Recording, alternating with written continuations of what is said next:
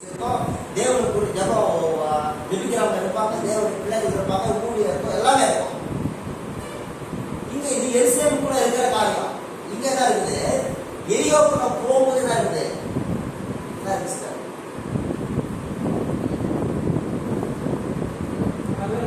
கல்லாண்டு இருக்கான், 8 வசனம் இருக்கிறாங்க.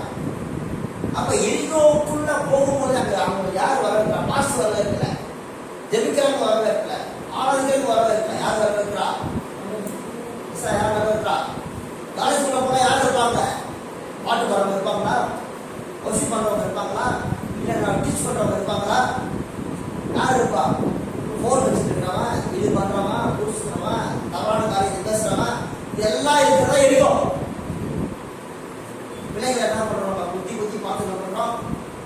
வீட்டுக்குள்ள இருக்கிற வரைக்கும் நம்மளால பிள்ளைங்களை கண்ட்ரோல் பண்ண முடியல. எருசலேம் வந்து வீடு, வீட்டுக்குள்ள அவங்க இருக்கும்போதே நம்மளால கவனிக்க முடியல. வீட்டை விட்டு பிள்ளைங்க என்ன பண்றாங்க? வெளியே பயணிக்கிறாங்க. அப்ப நம்ம ஒன்று தெரிஞ்சிடும், உலகத்துக்குள்ள பிள்ளைங்க அனுப்புறாங்க. நான் சொன்னாரு ஓநாய்களுக்குள்ள கட்ட அடையாளம் பண்ணி முடிச்சாரு. ஓநாய்களுக்குள்ள நரிகளுக்குள்ள நான் என்ன பண்றேன்? ஆடையா அவன் பிள்ளைங்க கஷ்டப்பட்டு வளர்த்து பால் ஊட்டி தீர் ஊட்டி எல்லாம் வளர்த்து என்ன அனுப்புறோம்? உலகத்துக்குள்ள நரிகளுக்கு ஆண்டு தெளிவாக கண்டுபிடிச்சாரு. இது காலேஜ் இல்ல, ஓநாய்கள் கூட்டம் இருக்கிற வேலை ஸ்தலம், படிப்பு ஸ்தலம், வெளியில உறவுக்கார வீடு. உறவுக்கார வீட்டில் தந்தே கிடையாது. ஏன் தெரியுமா? அந்த போனா இருக்காது, இயேசுவை வாய்ப்பு பேச முடியாது, ஜெபிக்க முடியாது, ஆராதிக்க முடியாது, பாட்டு வைக்க முடியாது. அப்ப என்ன இருக்காரு? அப்போ இயேசு தெளிவாக என்ன கண்டுபிடிச்சு வச்சுக்கிறாரு? என்ன கண்டுபிடிச்சிருக்காரு? எரிகோ என்றால அங்கு குறைவுபட்ட இடம், அங்க தேவனுக்குரிய கலை இருக்காது. இயேசு தெளிவா சொல்றாரு, இது ஓநாய்கள் கூட்டம். என்ன ஆயிடுச்சா? நீங்க நம்பர் ஓநாய்கள் கூட்டம். வெளிப்படுத்தும் வசனம் இருக்கிறாங்க, உலகத்தாருடைய மகிமை. அப்ப என்ன இருக்காங்க? எருசலேம் அந்த பிரச்சனை என்ன? இந்த மனுடைய மனதில் தான் விஷயம் இருக்கு. அந்த எருசலேம்ல இருந்து எரிகோவுக்கு பயணிக்கிறா பார்த்தீங்கன்னா, அவனுக்கு பிரச்சனை என்ன? அவனுக்கு மனது புத்தி அந்தகாரம். நல்லா பாருங்க, இந்த மனிதன் முடிவு எடுக்கிறான். எல்லாத்தையும் நம்பிக்கை வச்சிருக்க, முன்னாடி வச்சிருக்க, இது நம்ம சூஸ் பண்ற வேலையா? இப்ப இந்த மனிதன் முடிவு எடுக்கிறான், நான் எருசலேம் இருந்து எங்க போறேன்? எரியோக்கு போறேன். நீ போறதும் போக ஆண்டு கற்றுப்பாரா? அதுவா மாட்டார். நீ ஜாப் பண்ண கேட்கிறாரா? பைபிள் படிக்க கேட்கிறாரா? ஊழியம் பண்ண கேட்கிறாரா? சர்ச்சை சரியா வரைக்கும் கேட்கிறாரா? எதுவுமே அவருக்கு தான் கிடையாது. எனக்கு போட்டு அடிக்கிறதுக்கு வேலை வச்சுக்கிறாரு. ஸ்கூல் வச்சுக்கிறாரு, கொண்டு இப்போ ஆண்டவர் என்ன பண்றாரு? ஃப்ரீ வில், சுதந்திரத்தை கொடுக்குறார். நீ ஜாப் பண்ணா எஸ்என் பண்ண ஜாப் பண்ணா தூங்குனா பைபிள் படிச்சா படிக்கலாம், வாய்க்கு பாட்டு பாடா பாடலாம், இந்த வாய்க்கு பாட்டு பாடாம இருக்கலாம். உலகத்துல ஆசை வந்துட்டே இருக்குங்க. நிறைய வீடு ஊழியர்களுக்கு சாப்பாடு கிடையாது. இந்த ஆசீர்வாதம் வந்துருக்கு. ஆனால் பிள்ளைகள் எரிசலேமில் ஆசீர்வாதம் வந்து நிற்குதா? எரிகோவில் ஆசீர்வாதம் வந்து நிற்குதா? உலகம் எல்லாம் ஆதாயம் படுத்திட்டு தன் ஆத்மாவை எடுத்தா என்ன லாபம்? தன் ஆத்மா, தன் பிள்ளைகள் ஆத்மா.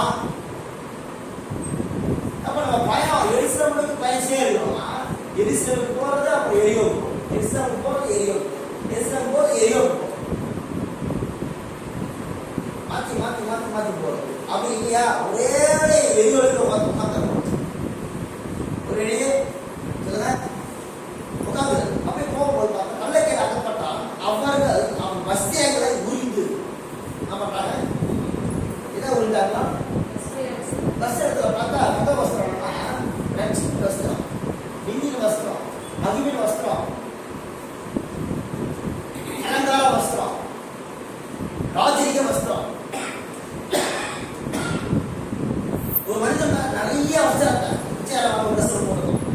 அப்ப நிறைய வஸ்திரம் இருக்குது. நான் முதல் வஸ்திரம்னா ரட்சிப்பு வஸ்திரம். அப்ப ஒரு மனிதன் எருசலேம்ல இருந்து எரியோ போகும்போது பிசாசு அவன் என்ன பண்ண போட்டு ஸ்கூல் ஆண்டு சர்ச்சில் இருந்தோ அல்லது கிறிஸ்தவ வீடுகள் இருந்து பயணிக்கும் பொழுது அவங்களுக்கு முதல்ல என்ன பண்றான்? பிசாசு நம்ம கலந்து என்ன பண்றான்? அவன் வஸ்திரத்தை உரிக்கிறான். என்ன உரிக்கிறான்? அவனுடைய ரட்சிப்பு வஸ்திரத்தை முதல்ல உரிக்க போறான். வீட்டுக்குள்ள போய் ஒரு வாரம் ஒரு நாள் உட்காந்து ரைட்டு, ஒரு வாரம் 10 நாள் என்ன ஆயிடும்? 10 நாளுக்கு அப்புறம் இயேசுவை மறந்துடுவீங்க, கச்சனைங்க மறந்துடுவீங்க. ஒரு பிள்ளை 3 வருஷம் 1 வருஷம் அது போய் காலேஜில் உட்கார்ந்தா அங்கே அட்மாஸ்பியர் யார் டவுன் பண்ணுவாங்க? ஃபேமிலி போயிருப்பாங்க, ஃபேமிலி போயிருப்பாங்க, தூங்குற பிள்ளைங்க இருக்காங்க.